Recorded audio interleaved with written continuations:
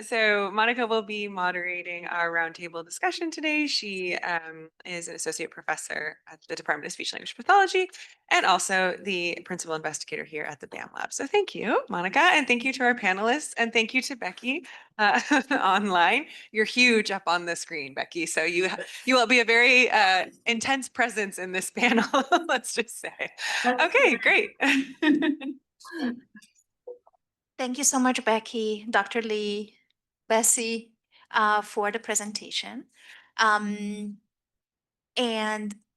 I was thinking maybe we can start with like a big picture question. You guys have all different experiences in terms of research that you do, your clinical experiences. And from your perspective, what do you think? What policy changes perhaps are necessary to create an educational or clinical environment that can fully support bilingual children in Canada? I know it's a big question. We will not be able to answer this question, but I was just curious about your personal. I'll start. I think Jim Commons back in 2014, Jim Commons really talk about how Canadian bilingual educational policy really doesn't consider any of the other languages, which really the policies so far are excluding other languages.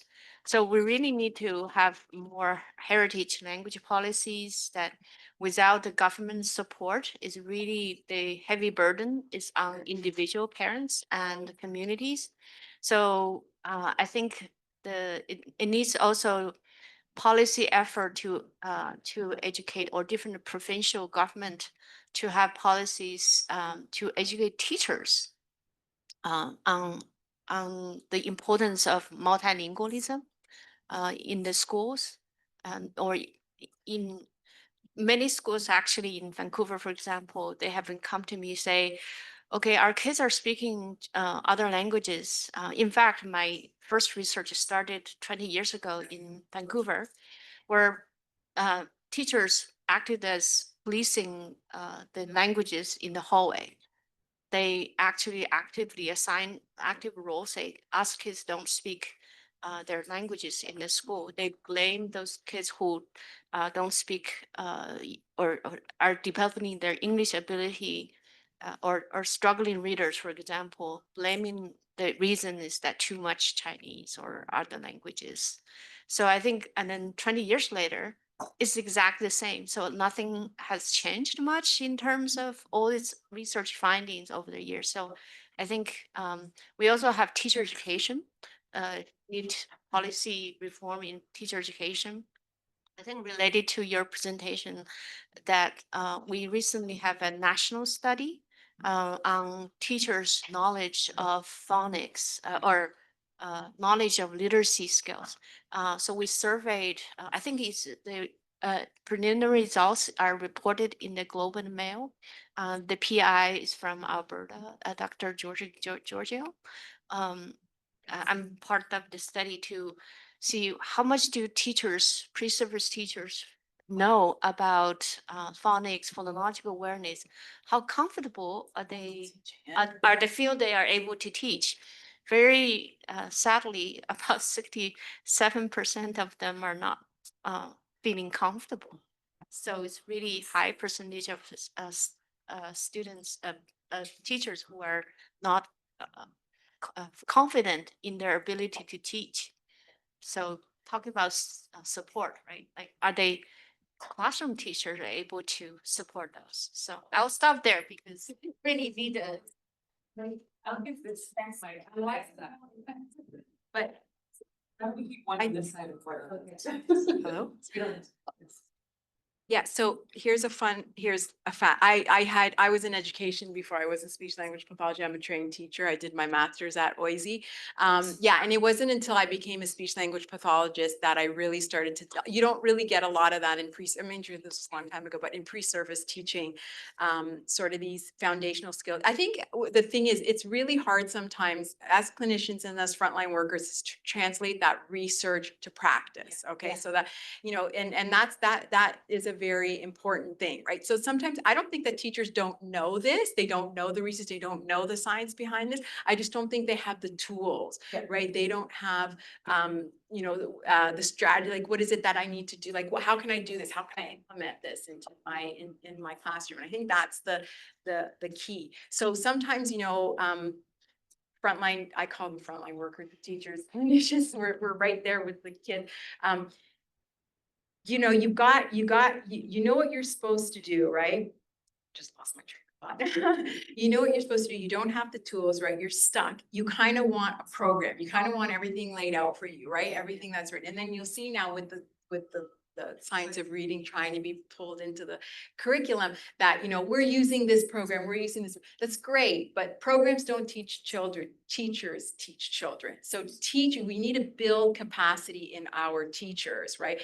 You know, we need to give them the strategies and the strength and the knowledge of what they need to do to help, you know, support their struggling readers. And a lot of these strategies help all kids. So it's not like we're, you know, it's not like something else you have to do out of all the other stuff that, you know, you have to do as an educator. So, yeah.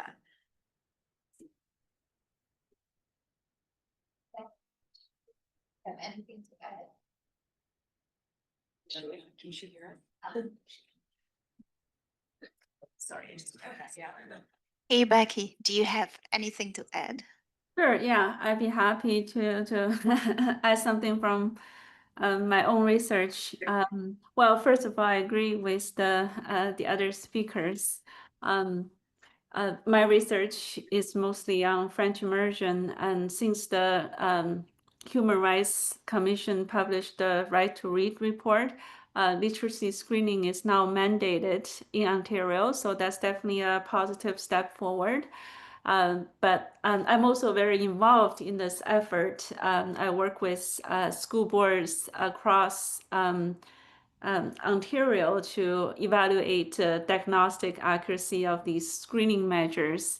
So I'm very aware of the challenges faced by teachers, administrators in this, you know, screening process. Well, first of all, we only have screening tools in English. We don't have effective tools in French. We have Acadians reading French, but that was developed in the States. They're using these tools in Ontario, but making adjustments at the same time. My lab is also working on developing screening tools in French, but these are just English and French tools, and we don't have any tools in other languages right now. And then teachers need to be trained to administer these tools. They need to be trained to, you know, score the tests and interpret the scores. So it's a huge amount of effort and a very steep learning curve.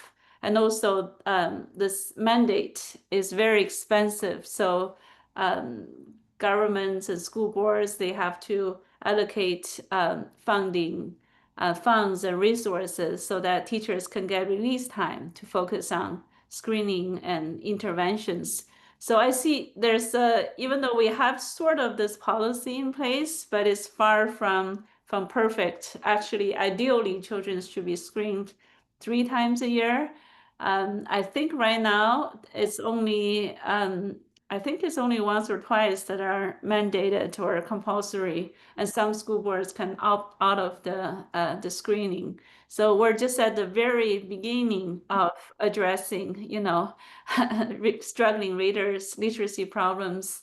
Well, we know that early identification and early interventions are key for children's success. So, and these are English and French, the 2 official languages, and we don't even have any capacity to address other languages. So we're just at a the beginning of a very long journey in terms of, literacy screening, intervention, yeah, and improving children's struggling readers' performance.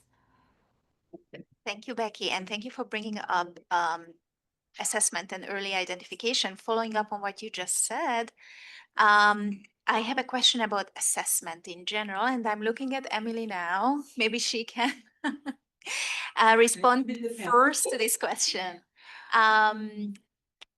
Related to early assessment, do you think that dynamic assessment could perhaps play a larger role in identification?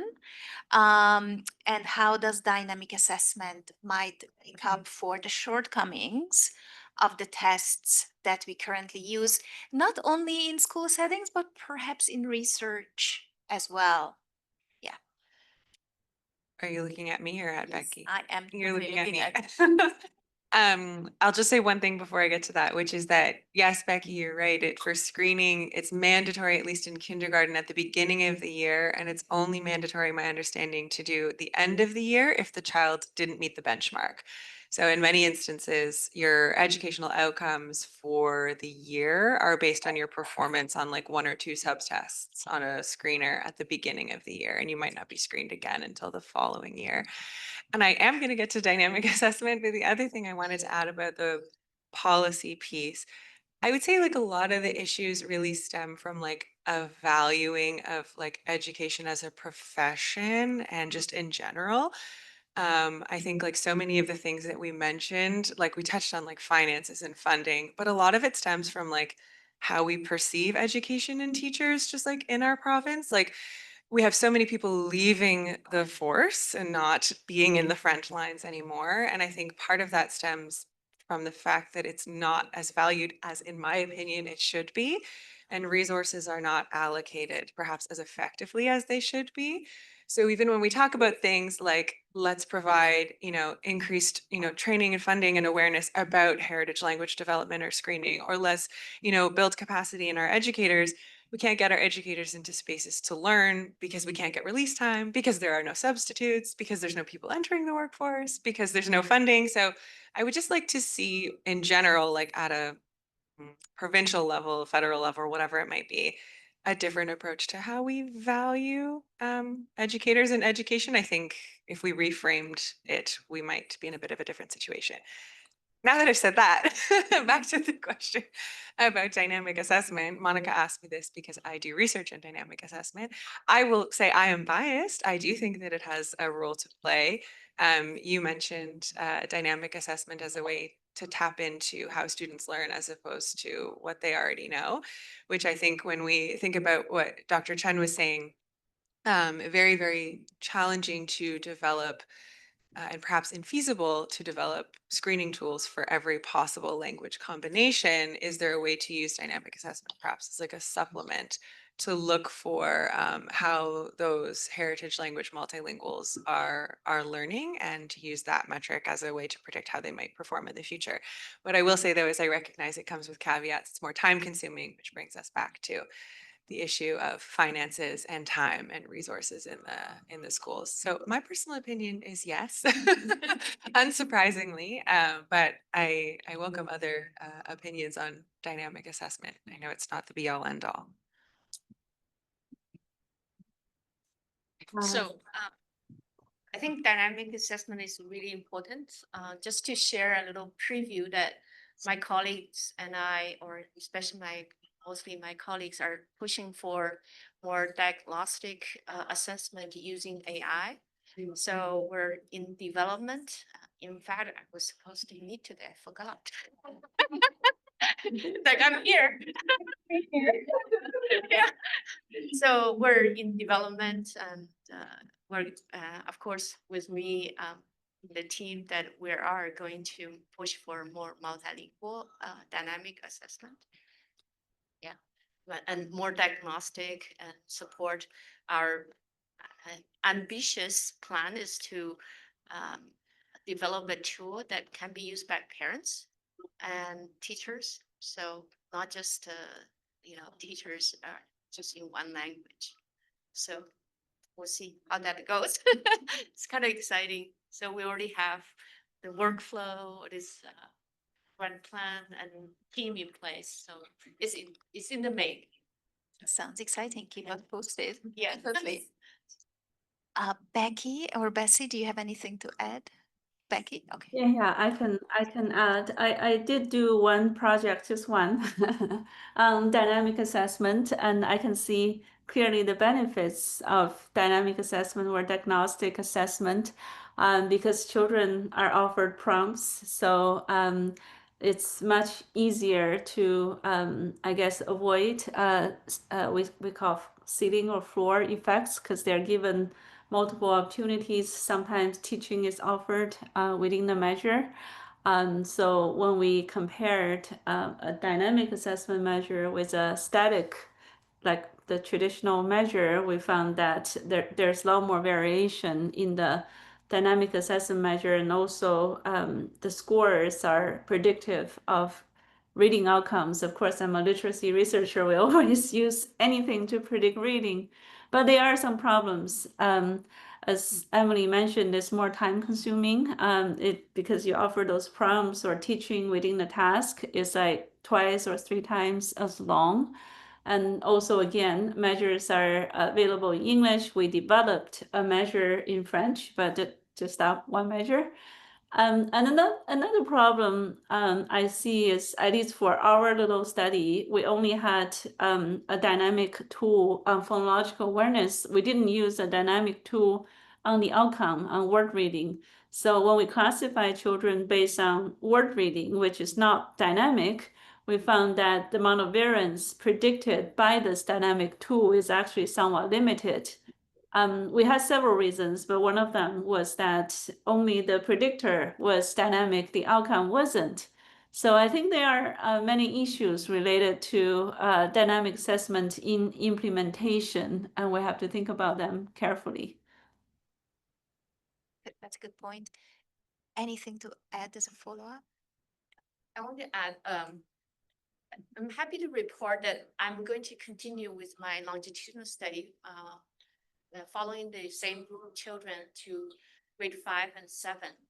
And we're going to add two major language groups, the Punjabi speakers and Tagalog speakers. We just got funded, so I'm very happy. So what we're going to do, because now you can see their language development pattern is that their home languages are dropping very dramatically. So therefore, using the same kind of measure is not going to work. So we need to have some other alternatives to consider the language development trajectories in the two languages. So we are going to add a narrative, oral narrative components or storytelling components for the older readers, and to I guess that's a bit more dynamic than the fixed measures. So, and we're going to do it in different languages. Yeah, so anyway, it's research to do. And that is great. And once again, please do keep us posted. We would love to know more about the outcomes. And we only have 5 minutes left. So I was thinking about two questions. One of them is about actually home language support, which you kind of alluded to in what you were just talking about. And then we have a question or two from the chat, and perhaps one from the audience. So I'm just very quickly going to pivot to the home language support question. Like research, including research supported today, highlighted the importance of home language support in bilinguals. And I know some of the caregivers, parents, they just take it to heart and they do whatever they can to support any language at home. But not all parents are able to do so for various reasons. Do you have any, like, how, in that sense, how these research outcomes translate to reality? Like, is there anything that schools can do, other research, like what would you recommend? Anyone? I'm going to very quickly share our research findings that is in the school district. In fact, it doesn't take much effort to promote among parents this kind of support. So what we did in this arts-based after-school program, we added a home component where we sent a little folder home and ask parents, so can you support your kids in writing or even providing some oral support for some of the words they're using in our program. And we actually asked them to say, well, are you any kind of activities you do at home? And sometimes we send a task-based kind of task, just a simple task. So beautiful feedback from parents. This home take-home exercise, very small, very doable. And some parents say, "Oh, we're looking forward to that every week." And that's become our family routine where our family get together, talk about our language and our culture. So it's really, I'm just showing that it doesn't need a grand plan. Send something home that the parents can get involved, feel proud. So just to show example of the parent support, usually when we talk about ask parents to participate in school activities, so at the end of our program, we did a celebration of learning, and we invited parents. In the first event, 75% of parents came. And the second event, about 55% came. So this is very high attendance rate. So they actually are happy that we're supporting both languages. So just to say that really parents, teachers, schools need to think creatively, small steps, and it makes huge difference. Great point. Thank you. And because we only have 2 minutes left, I thought I would bring in a question from the online audience, and the in-person audience will have the chance to interact with all of you guys after 5 o'clock.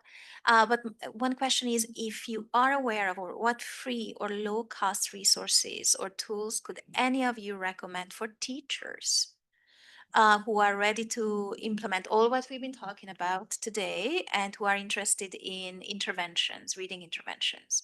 Any resources for teachers that you could recommend? Monica, I want to say you have resources, right? In develop this. You know. We have resources, yeah. But Yeah. perhaps beyond that, so we are very much focused on one aspect of early reading development. So yes, we do have that, but in general, perhaps because you guys are in education, within education, so you might see this differently, and our resources might currently be a bit more geared towards speech language pathologists, because that's our business, but your business is education. So we have Bessie here, who is a nice bridge between educators and SLPs. But yeah, anyone? I mean, Yeah, so in our lab, we developed this battery screening, French screening battery that can be used to identify children who are at risk in French immersion. But it's called TAFO, but right now it's just one battery for children from kindergarten to grade 2. We recently received the grant, so we're going to expand this battery. So our goal is to develop separate batteries for grade 1 and grade 2. And then for each grade, we'll have 3 alternate forms so that they can be used 3 times a year to monitor children's progress. So we hope to launch the grade 2 battery, the updated grade 2 battery later this year, and then grade 1 battery next year. I do have a website for my lab, so we'll be posting our resources there, and they will be free to access for everybody.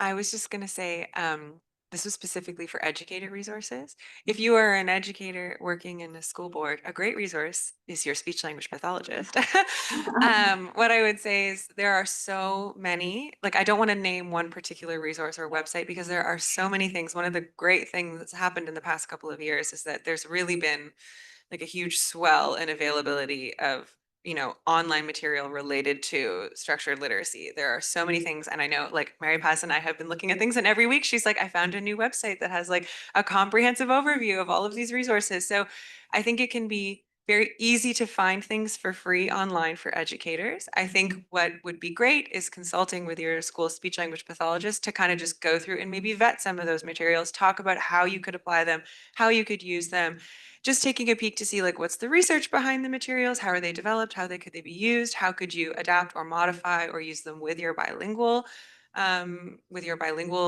students in your classroom. But don't be afraid, like Bessie said, to use them in the schools as a resource, because that's what we're there for, and for many other things, but it's one of the reasons that we're there. You look like you want to add something, No. Bessie. Okay.